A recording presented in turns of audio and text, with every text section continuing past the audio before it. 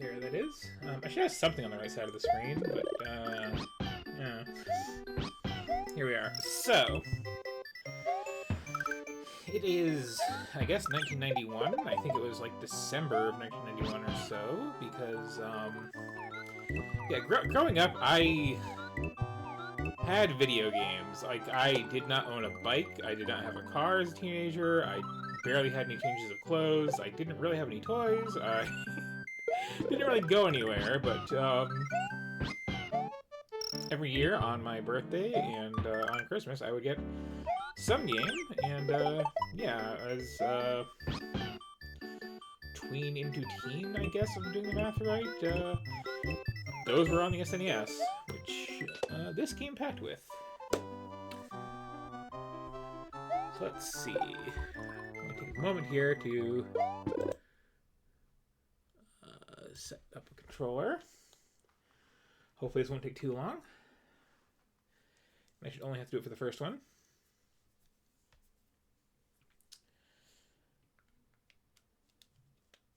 Hopefully I can just plug it in too and it'll just work. Wouldn't that be nice?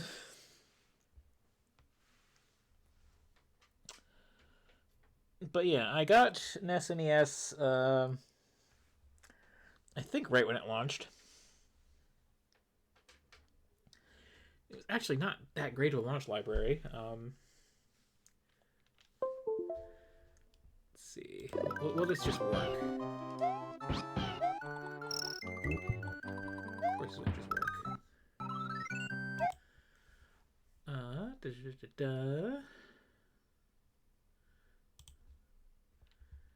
It's okay. Whoa, what are you doing?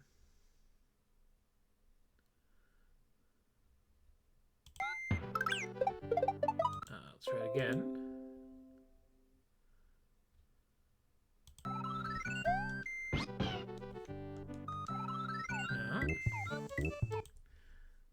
No.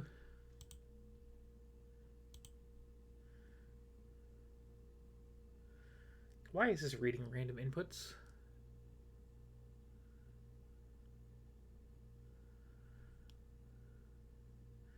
Oh, hopefully it's reading the right random inputs. Oh, no, it is doing a thing.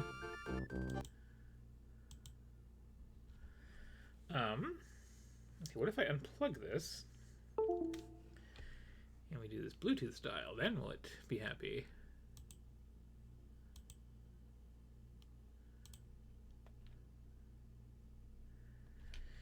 Of course not. Why would that work?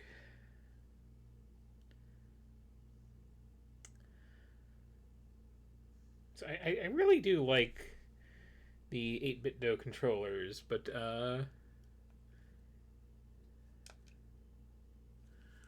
please hold while I look this up.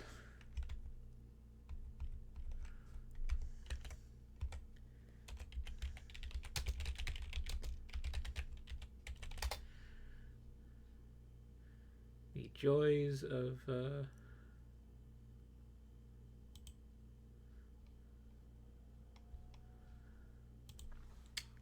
setting up emulators.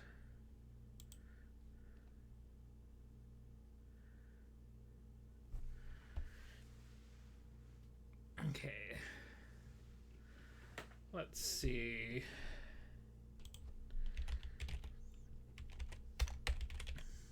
Bluetooth settings, maybe? Yeah, I anticipate this being an issue starting up, but like, hopefully I'll just get it working after this first game, then it'll be good.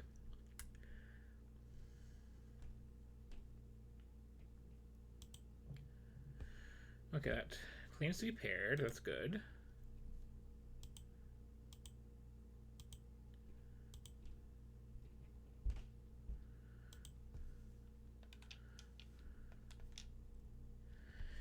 No? Okay.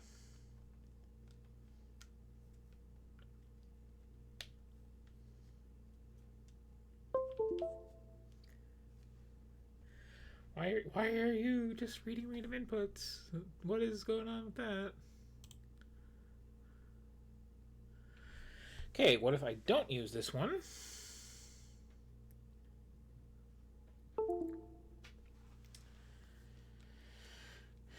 can I use this one that I have all dongled in? Well, that maybe work.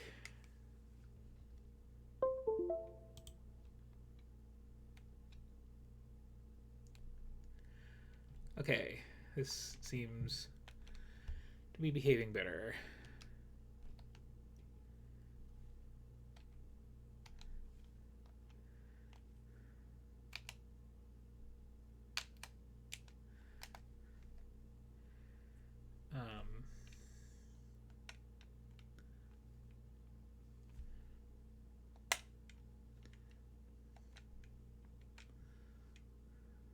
Yeah, okay. That should be good. So, take two.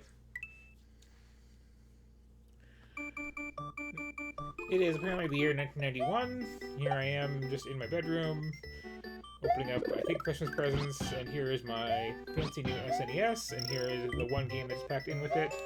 It is Super Mario World. You have seen it.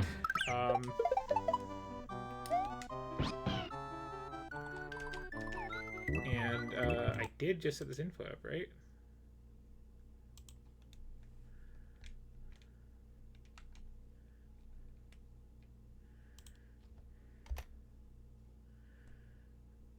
Okay. How about we put these on numpad buttons? Just to get them out of the way. There we go.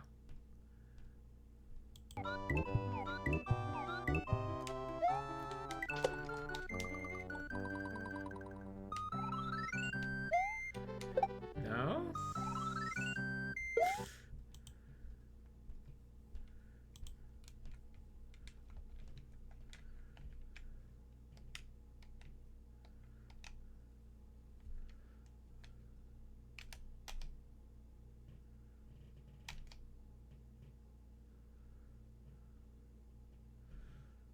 Sure. Okay.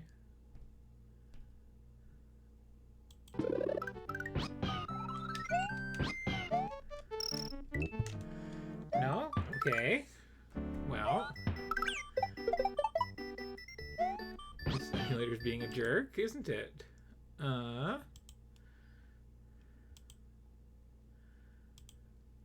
about this? How about, like a caveman, I do keyboard controls. Yeah,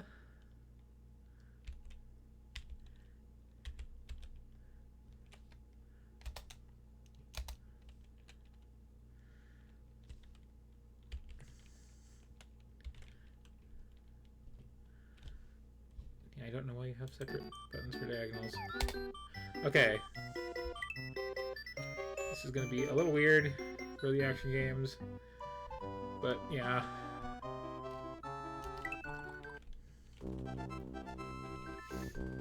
And yeah, that was also a thing. I did a lot of renting as a child, honestly. Oh,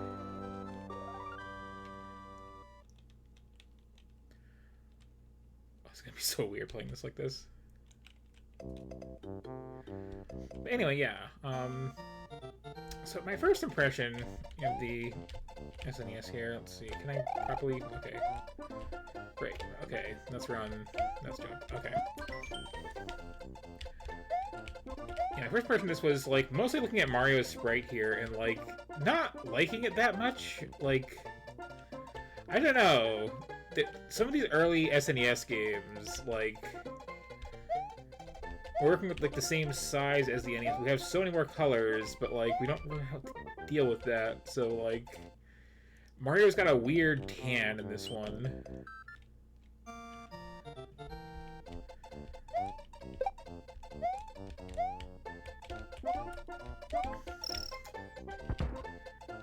That was a big deal at the time. Something that always bothered me in this game, too, is like, okay, use Y to run, B to jump, and then A for this spin jump thing, which is like... I mean, there's uses for it, but it's such a weird, tacked-on thing. We'll kill these in one hit. It'll let you, like, drill through certain blocks. It's good for, like, dismounting from Yoshi, but, like... I don't know, it always felt very weird. Like, just, we gotta find some use for these extra buttons on here. So, there you go. But yeah, like, I don't know, something about Mario's face always, like, felt off to me in this one.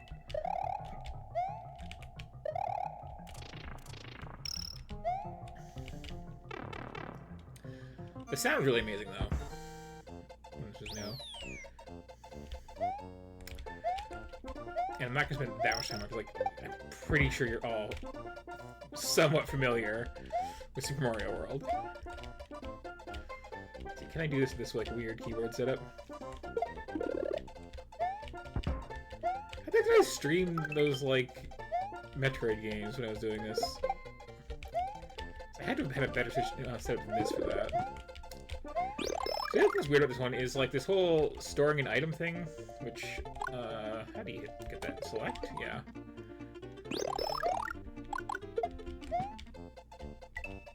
It's like, it's handy, having your spare power if you get hit, and all that.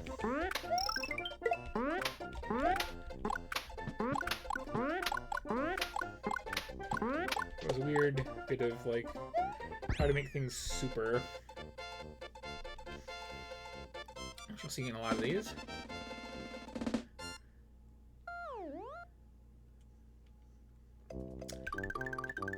Yeah, the last thing I have to say about this one is, like, the little choice where to go at the start is interesting. And then there was this whole Switch Palace thing.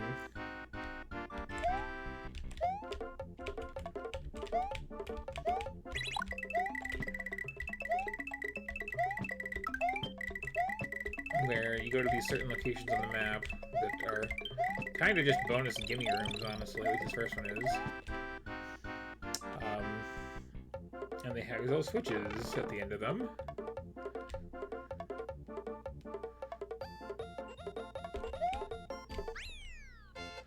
Which will take those little outline blocks and make them solid for the rest of the game. And also, your progress will be saved, which was kind of a thing. There were, of course, plenty of games on the NES where you could save your game, but it was, like, basically just RPGs and Zelda. It was not expected that action games would do this. You'd maybe get passwords, but, like, Super Mario Bros. 3, the original release, you're just SOL. You have to play that in one sitting. You kind of had to use warps in Super Mario Bros. 3, otherwise you would not be able to finish the game, because your console at some point would just, like, overheat. But yeah, that's, you know, little taste of Super Mario World, which, again, like, everyone is familiar with this game. I don't have that much to say about it. It was just, again, one of the launch titles. Well, it was, like, the launch title. It was the pack-in. And there was not a lot available, besides this game, when the thing hit. The only thing else that was, like, out, like, release day, and I apparently got it, like, around the same time, is, that's not... Oh, that is still open in the background. Okay.